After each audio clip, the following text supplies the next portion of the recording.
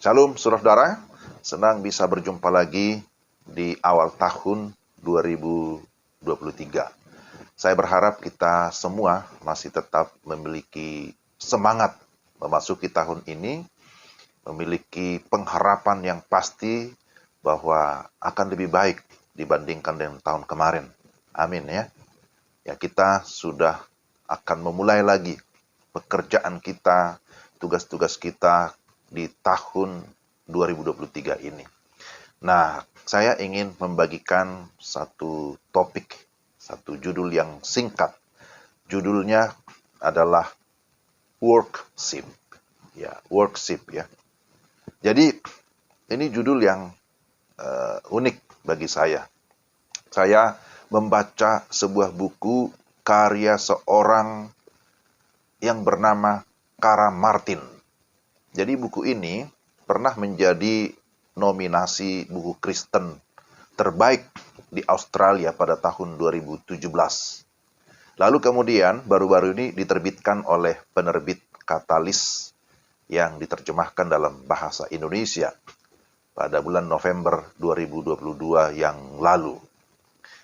Biasanya kita mendengar istilah worship, kala itu sudah sering kita dengar ya, yang artinya ya penyembahan, worship. Tapi buku ini diberi judul worship, ada K di tengahnya. Mengapa judulnya worship?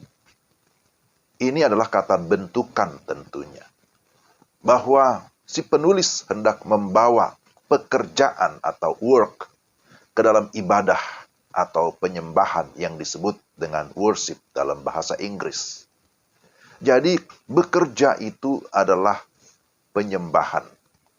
Worship artinya memuliakan Tuhan melalui pekerjaan. Bahwa bekerja dari akar kata Ibrani adalah kata yang sama dipakai untuk melayani, khususnya melayani Tuhan dalam ibadah. Worship merupakan penyatuan atau integrasi bahwa pekerjaan harus dilakukan dengan cara menghormati dan menyembah Tuhan serta melayani Tuhan dan orang lain. Dengan mengintegrasikan work dan worship, maka seharusnya orang beriman tidak hidup dalam dualisme pemikiran, yakni pemisahan yang tajam antara dunia materi dan dunia rohani. Jadi, saudara-saudara, mari kita open heart, open mind. Kita buka hati, kita buka pikiran kita. Bahwa antara iman dan pekerjaan atau perbuatan itu tidak boleh dipisahkan. Kita tidak meninggalkan iman kita di depan pintu ketika kita masuk dalam pekerjaan kita. Iman tidak mengabaikan pekerjaan. Sebaliknya bahwa pekerjaan harus dilakukan dengan iman. Kita tidak boleh merasa bersalah atau merasa kurang berharga ketika kita bekerja di dunia sekuler. Ini istilah orang awam, dunia sekuler. Oleh karena sesungguhnya yang membuat pembedaan itu adalah manusia sendiri. Hal yang salah adalah jika kita menyembah pekerjaan atau memberhalakan pekerjaan. Nah, itu yang tidak boleh. Dan hal yang benar adalah bahwa kita menyembah Allah melalui pekerjaan kita. Jadi sesungguhnya segala sesuatu yang kita kerjakan dalam rangka menjalankan kehendak Tuhan, dalam rangka menjalankan mandat Tuhan untuk menyenangkan Tuhan itu memiliki nilai rohani yang bersifat kekal. Kita perlu menyadari bahwa Allah adalah tujuan kita yang sesungguhnya dalam bekerja dan memastikan bahwa pekerjaan kita berada dalam kendali atau kontrolnya Allah. Kita harus memiliki kerinduan melayani di dalam dan melalui pekerjaan kita.